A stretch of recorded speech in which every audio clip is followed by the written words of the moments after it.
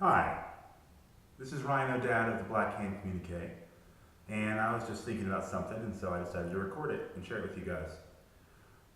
I know this is an unusual position for an anarchist to take, but I wanted to share why liberals and conservatives are actually closer in line to anarchists than either national anarchists or communists. And of course, National Socialists are the enemy of all people. I know it seems weird for an anarchist to defend liberals and conservatives due to the fact that liberalism and conservatism, or in the United States, republicanism and democratism, I guess it's not like ism, but you know what I mean, are kind of the balm that get people to agree to the idea of the state by giving short-term limited compromises that are acceptable to them, just enough not to go apeshit and start burning to the ground, you know what I mean? So normally I would rage against Republicans and Democrats, liberals and conservatives, or Democrats flipping around. But today I was thinking about it because I was talking to a communist. Like, when I say communist, I don't just mean that he's a Marxist analyst. I don't just mean that he subscribes to the idea that people should own things collectively. I mean that he really is down with the idea of the dictatorship of the proletariat, getting people in the working class into trade unions, arming them, and then violently suppressing the entire rest of society, limiting the free press, taking away people's civil rights, collectivizing things by force, and he defends these ideas on a regular basis. And what's odd is, historically, anarchists and communists have been in a similar camp, though they haven't been the same, although communists always betray anarchists. In every major event in history in which anarchists and communists participate with one another, the communists betray the anarchists, either directly killing the anarchists or refusing to help the anarchists with their experiments. And that's been a constant since the two ideas have been divided, since Bakunin debated Marx in the First International. But in any event, despite communists in America end up being on the same side of anarchists on a lot of issues, because of political protests, the Vietnam War, the old trade movement, trade unionizing movement in the 30s, strikes, all that, they ended up being in similar pages because they were both violently suppressed by the government for being left-wing until the right-wingers reappropriated the term in the 70s. So even though we're running the same circles, and there's always communists when there's anarchists around, there's very often anarchists when there's communists around, I think that when it comes to the idea of a free society, which is the goal of anarchy, the ultimate goal of anarchy is a free and voluntary society in which people choose to engage with those they choose to engage to in order to free ourselves as individuals and as a society as well. So whatever method you can determine in order to use in your own life, in order to free yourself and to free those that are around you, that's what you do. Whereas the goal of communism is really only partially overlapping the goal of anarchism, although there are people that would disagree with me about that, lots of them vocally. They may even respond to this video on the bottom right there, but I don't care. Whereas communism's goal is to free the working class, so to speak, by giving them control over their own labor and giving them control over their workspaces. That's the basic thread that unites all communism, is that they want workers to have control over their workspaces and free labor. But communism can very often be the enemy of anarchism, because anarchism concerns itself more than with just the working class and the proletariat, as they used to call it, and people still throw that term around like it has some kind of cultural significance. Communists are weird. They like use the word proletariat instead of working class, or just trade unionists, or just people that work, or whatever the hell they like, or laborers. They like proletariat, because that's what Marx said. But state Marxists easily become the enemies of anarchists, because when the revolutions happen, like the revolution in Russia in 1917, the state Marxists are happy to just fucking arm the shit out of themselves and just start violently suppressing every group. And any group that disagrees with them becomes a reactionary. It's a reactionary. It's reactionary scum. You're a liberal. If you're an anarchist, you're a liberal because you think people have the right to speak that have different opinions than you.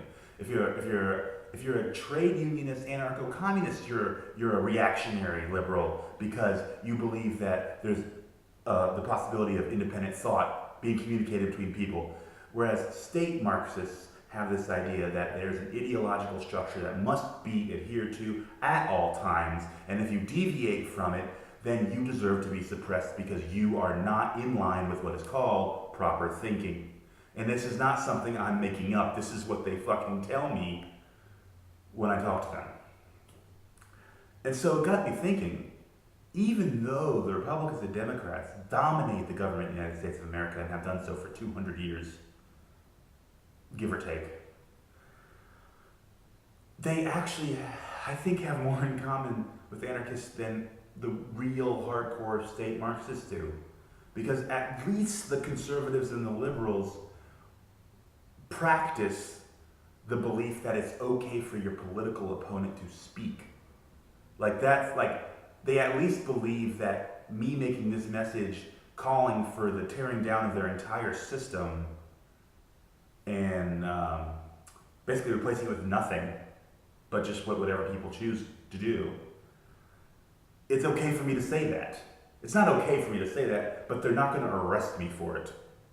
Not right now. 100 years ago, yeah, they would have fucking just tried me and arrested me. But they learned from the 60s and everything that keeping people like me quiet is a lot easier by just, passive ignorance. Just let people ignore me or just call me crazy. And that works a lot better than throwing me in prison.